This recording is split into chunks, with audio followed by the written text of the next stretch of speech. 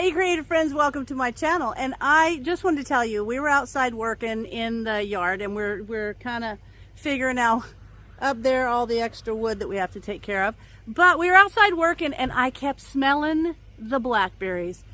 Oh my gosh, the smell is so good.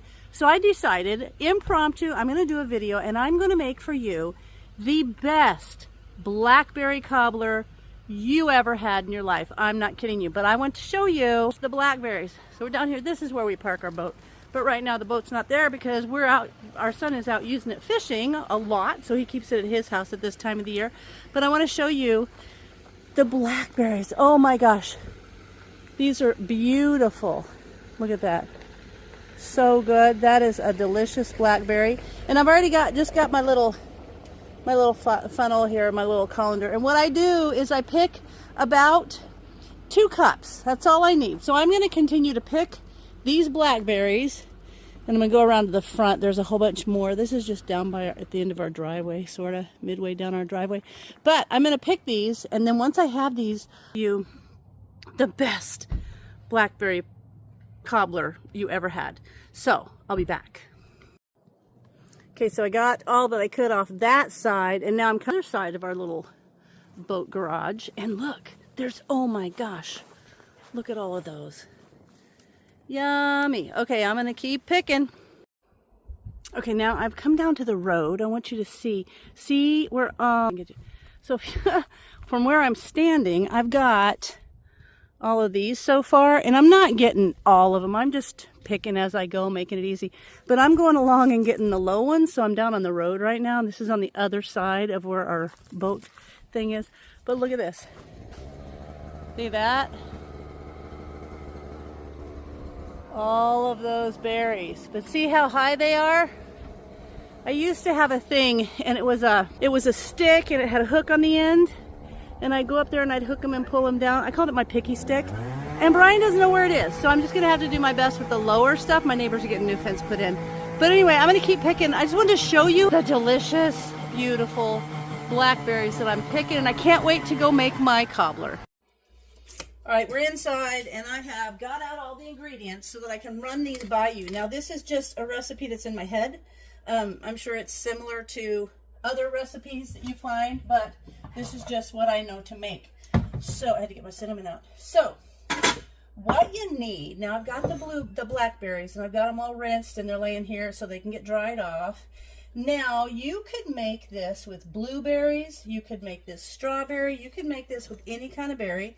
You can also do it frozen or fresh. If you use frozen berries, you put them in frozen. Don't thaw them or they just turn to mush.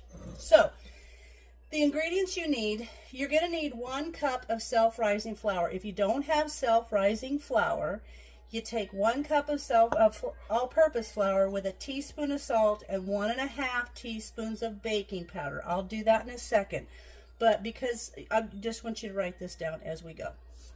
Then, so you need that. Cup of milk. Best if you have whole milk. I don't. I just have 2%, so that's fine. And then I'm going to need to melt this 1/2 cup of butter. So I'm going to melt that. And then you need 1 1/4 cups of sugar for the actual cobbler, and then 2 tablespoons of sugar for the last 10 minutes. So couple cups of berries. I eyeball it. This looks good to me. And then a cup of milk. A little 1/2 cup stick of butter, 1 1/4 cups of sugar, 1 cup of self-rising flour, or 1 cup of all-purpose flour with a teaspoon of salt and 1.5 teaspoons of baking powder. The other thing you need is a bowl to mix it in. But an 8 by 8 2 quart, like 1.9 quart. This is a 2 quart. The square, I have that, but this one, I like this for my cobbler. And this is a little 2 quart. It's really old. It's a round 2 quart kind of glass dish that I like. I also will add maybe 1.5 teaspoons of cinnamon. So I've got that out. You want to make sure you grease your baking dish. For things like this, I like to use the Pam Perfect Release, which is for baking. It does a little baking and coats it with flour, and it tastes like butter, so it gives it a good flavor. Okay, so I'm going to go melt this butter, and then I'm going to come back and we're going to put it all together. You won't believe how easy this is. All right, I got my butter melted. There it is. So in this mixing bowl, I'm going to put 1 cup of sugar, and then the 1 cup of self-rising flour, or 1 cup of all-purpose flour with a teaspoon of salt. This is how you make your own self-rising flour. And 1.5 teaspoons of baking powder. Then you now have self-rising flour. Perfect, right? Now I'm going to keep these out because I want to put some cinnamon in there. And cinnamon, you could use nutmeg, whatever you like. Okay, now I'm going to mix these together and get this nicely blended. And this is going to be so simple. That's all you need. I like to make it so that I don't see any little pockets of sugar in there, so that it's really well mixed. Okay. Perfect. And now we're going to add in the cup of milk. And sometimes I've used, you know, evaporated milk that's reconstituted 1-to-1, where you take evaporated milk and you mix it with water. That works too. If you don't have any milk, but you got some evaporated milk, that's the way to do it. But I'm telling you, see, you can see how it's bubbling up. That's because of the self-rising flour that you just made.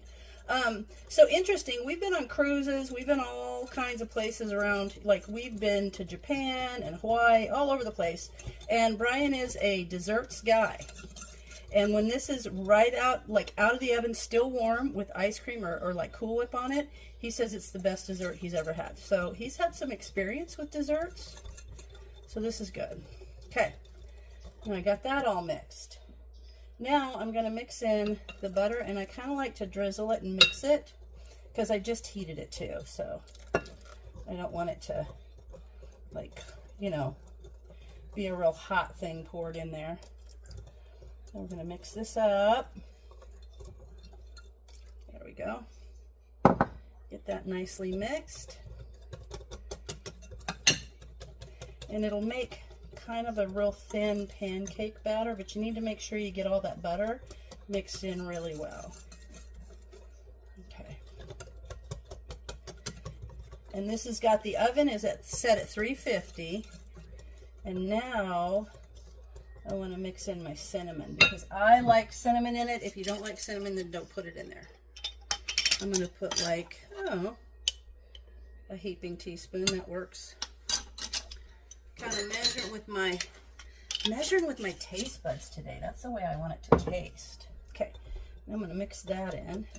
Nutmeg is also really good, and if you wanted to, if you were going to do blackberry, you could put some lemon zest in here or make your like blackberry lemon, or I mean blueberry lemon, if you're going to do it with blueberries. And I have tons of frozen blueberries, so I might make this with that. And I was thinking about making one with strawberries too. Okay, so there we have the batter. And now I'm going to take my 2-quart, you can do an 8x8 or just a 2-quart little casserole dish kind of thingy. And I'm going to pour this in there. So good.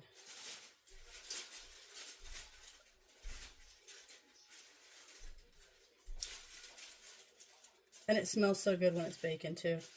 I don't know, I was outside and you can smell the blackberries. Oh my gosh, they smell so good. Okay. All right, there's that. Now, we're going to take the blackberries and just sprinkle them all over the top.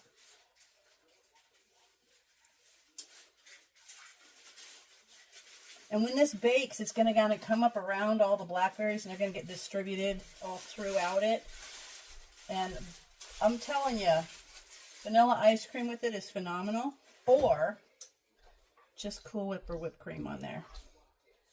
Whole whipped cream just drizzled over it's awesome too. Gotta make sure I get some around the edges. I hate it when everything's just right in the center. Okay. And now we're going to take that last 1/4 cup of sugar and sprinkle over this whole thing. Then it goes in the oven for 50, that's 50 minutes. And at that time, it comes out and you sprinkle the 2 tablespoons of sugar across the top of it and put it back in for another 10 minutes. So it's actually going to bake for an hour. All right, now there's the 1/4 cup of sugar. You evenly sprinkle it over the whole thing. I always want to make sure I get around the edges. All right.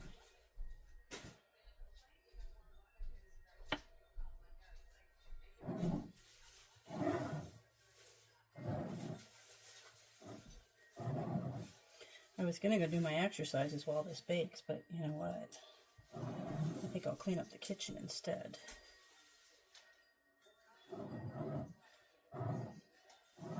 I like to get a nice thin sprinkling of this all over. And it makes like this little crusty, when you put the sugar on it for the last 10 minutes, it makes like a little crust on the top. All right. Okay, now we're done. Now, here it goes in the oven for 50 minutes at 350 degrees, and then I'll bring you back when it's time to sprinkle this 2 tablespoons of sugar on the top.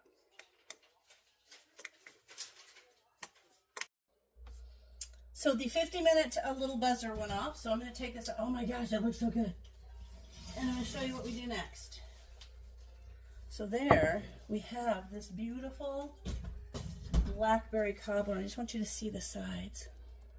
Look at that. Ugh. Okay, now we're going to take this 2 tablespoons of sugar and we're going to sprinkle it around the top. And then this goes in for another 10 minutes. I will probably, let's think 10 to 12. Just want to make sure the whole thing's done. And I think it's going to be done to perfect. And then we'll take it out and let it cool. And then a little bit, but you still want to have it a little warm if you're going to serve it with ice cream or something. It's just so good. Jake's coming over, having steaks on the grill. This is going to be the perfect dessert. In fact, I made this the other day, and I gave him half to go home. He ate the whole thing that evening. But he said it was good, so figured can't go wrong. All right, I'm going to pop that back in the oven for 10 minutes, and then I will bring it out and we'll show you the perfection of this Blackberry Cobbler. So the extra 10 minutes with the sugar on top is done. And now I'm going to pull it out, and it's going to be so good. Okay, there you go. It looks so good. Now what I'm going to do is I'm going to set it. I've got a little rack here. I'm going to set it on this rack and let it cool. And when it cools, all that sugar kind of makes a sugary crust on top. And this is okay. It will kind of cool down. So it's ready. It looks delicious. I'm excited about it. And when it cools down and we give it a little taste test, I'll show you the finished product. Okay guys, we just finished our dinner. Our son Jacob came over and we had steaks on the grill. They were delicious.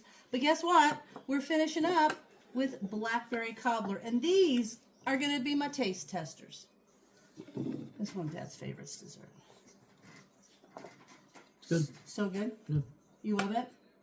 Okay. All right, that's all they're going to say because they're just going to keep eating it. Because it's so good. Look at me. It's all we're paid to say. No, sure. He says it's all, you're not paid. He's not paid. He could say it's not good. But I gave him half of one of these yesterday, day before. He ate the whole thing. It's good cold. Yeah, it's good cold. So this is slightly warm, and it's got Cool Whip on it. You can put the Ready Whip, or you could put ice cream. It is just good. So I hope you guys make it. If you do, or you make it with a different berry, let me know. And I hope you like it. And as always, thanks for watching, and I'll see you in my next video. I just want to fill you in. After I signed off, Jacob told me that this is good because it's not like a pie where you've got the filling and then the stuff on top like a crust. And it's not like a bread pudding where it's very doughy, but it's more that the berries and everything are incorporated into it. So it has, it has that. It's not a doughy thing and it's not a pie thing. So it's a perfect, because cobbler is right in between. And that was his observation, huh? Yep, yep. So I just want to share that with you.